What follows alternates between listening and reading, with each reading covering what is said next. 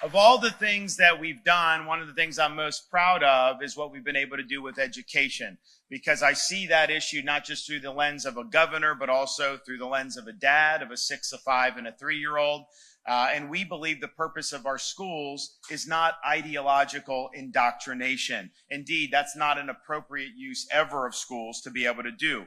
We believe that parents have a fundamental right to direct the education and upbringing of their children. The school systems are important, but they're there to support the community. They're not there to supersede the rights of parents and what they think is appropriate. And so we've enacted protections for parents, such as curriculum transparency, so that they have a right to know what books are being used and what curriculum is being taught to their kids. And unfortunately, there's bad stuff that's getting into the schools. There's pornography that's getting into the schools. So the parents have had to blow the whistle in Florida. They've had to, yeah, well, thank you. We're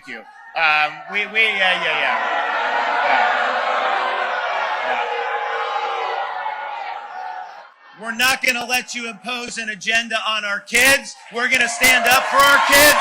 We're going to make sure to do it right. That's what we're going to do. Yeah.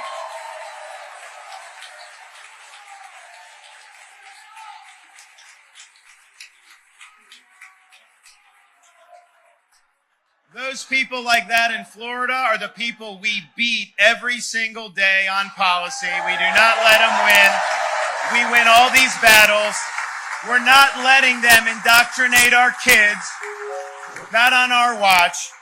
And so the parents have found this stuff, and so then they'll go and they'll blow the whistle, and the media will say, oh, that's a book ban. If you remove inappropriate material from a library, somehow it's a book ban, which is just not true, because in whatever's in a kid's classroom, you make decisions. You have one book about George Washington. There's 100 others you could have. You're not banning the other 100 just because they're not in that library. So you have to make decisions about what's appropriate. It's not appropriate to have this pornographic material in there. And so we actually did a press conference to highlight this, and we called it Exposing the Book Ban Hoax, because it is a hoax.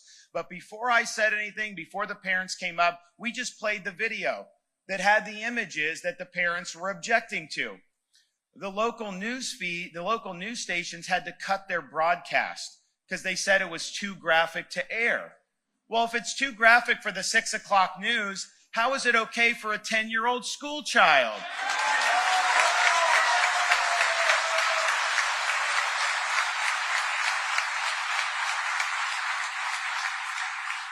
We have eliminated critical race theory in our K through 12 schools, not teaching kids to hate this country or to hate each other with your tax dollars. We're supporting civics education, teaching kids about the Constitution and the Bill of Rights, teaching them about what it means to be an American, because all of them, no matter what they do in their life, are all going to be citizens of our republic, and we need to give them a proper foundation of why America is what it is and what are our founding principles. And so we're doing that in Florida, and we're proud of it. We've also drawn a line to say it's inappropriate for a teacher to tell a second grader that they may have been born in the wrong body or that their gender is a choice. No gender ideology in the schools.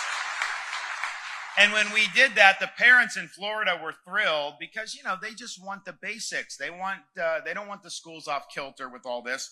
And so the parents liked it. Now, the left did not like it. The media did not like it. And we had a little company in Central Florida you may have heard of that also didn't like it, you know, named Disney. But, you know, Disney's view is that it's appropriate to be teaching a kindergartner that somehow they can change their gender. That's totally unacceptable to be going on in schools. And so, you know, and unfortunately, there have been videos that have come out about Disney where some of their executives are talking about, you know, it's their agenda to put sexuality in the young kids' programming, which as a parent, I don't think is appropriate and I don't think is right. So they've gone in that direction, and they were opposing us on parents' rights. A lot of people in Florida say, hey, man, they're the 800-pound gorilla. They get everything that they want. There's no way you're going to be able to get this done if Disney is opposing you. You're going to have to back down. Well, here I stand. We haven't backed down 1 inch. We do what's right.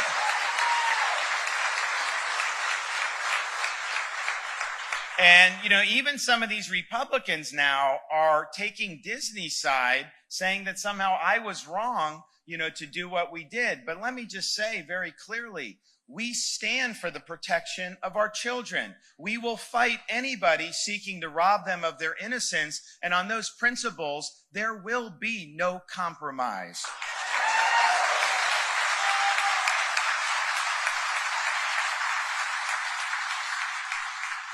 It's also wrong to have a swimmer competing on the men's team for 3 years and then switch to the women's team and then be declared the women's national champion.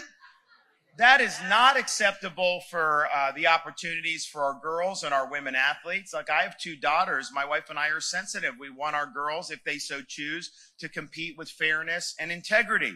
We're actually supported in our campaign by a very brave young swimmer named Riley Gaines. Have you heard of Riley?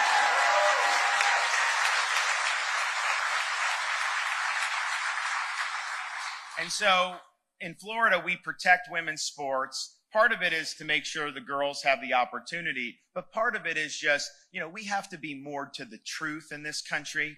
And when you go 3 years on the men's team, switch to the women's, and they say you're the women's champion, we know that's not true. And we've got to be clear about that.